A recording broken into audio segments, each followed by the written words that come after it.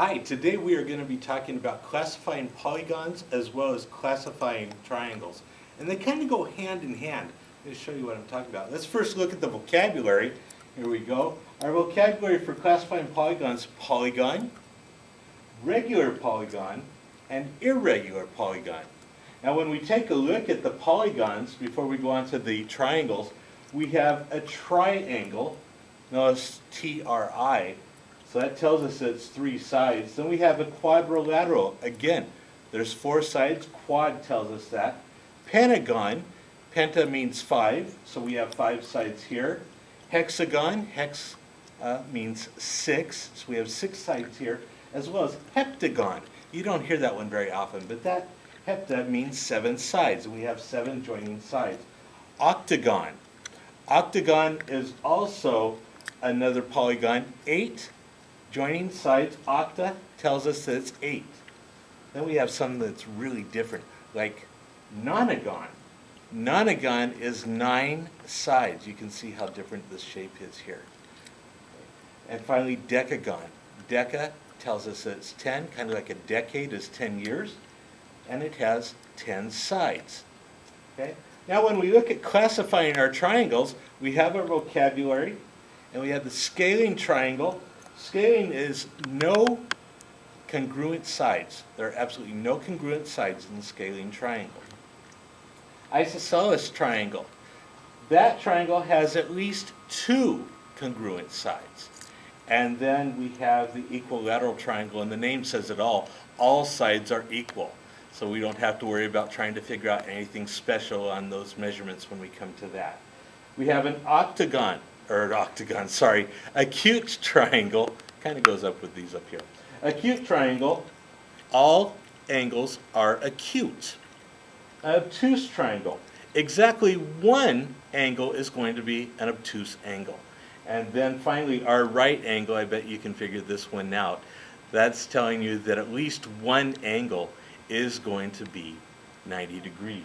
In fact, only one is going to be 90 degrees. Okay, let's look at some examples here. We've got some examples of some polygons.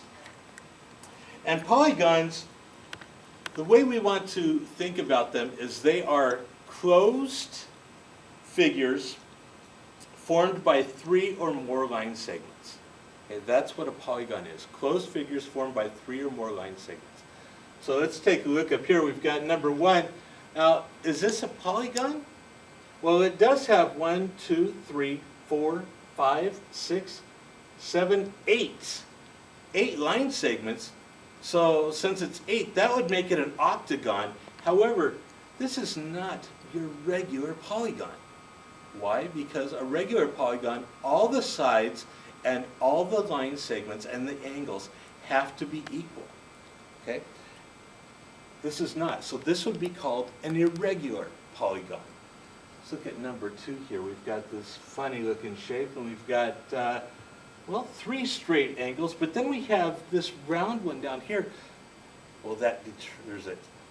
Because of this round line down here, it is not a polygon. Polygons, again, have to have all straight line segments. Okay. The third section here, or third one, we have a star. So is this a polygon? No, and the reason why is because these lines cross through each other. Because they cross through, that deflates it and makes it not a polygon. Okay. Number 4, we have 1, 2, 3, 4, 5, 6. Oh, but we've got this open. Remember, a polygon has to be a closed figure. This is open, so that's not a polygon either. And finally, we have one more. This rectangle here. And rectangles we often think of as polygons, but you know what? It's not. It's not. No, because we have 2 sides that are not equal to the other sides. Okay? They're not parallel. They're not equal. We don't have equal angles or equal lengths on the sides, and so those are not polygons. Well, we might think rectangles are. They are not. Okay? Let's look at the triangles. And one interesting fact about triangles is that triangles must equal 180 degrees. Absolutely a must. Has to equal 180 degrees. Doesn't matter what the triangle is. And so I've got a couple examples up here. We have this right angle triangle, and I know it's a right angle because I've got this little square right here that tells me that's 90 degrees. So this angle is 90 degrees. This one here is 40 degrees, and then I have an angle over here that's 50 degrees. And so if I add that up real quick, I've got 90 and 40 and 40 and 50 is 90. So 9 and 9 is 18. Yep. That's definitely a triangle because it is 180 degrees. Okay? Then we have this obtuse triangle, and you can tell it's obtuse because the angles are just a little bit off each other. One angle at 45 degrees, one at 35, and one at 100. Again, it has to be 180 degrees in order to be a triangle. So this does fit that criteria.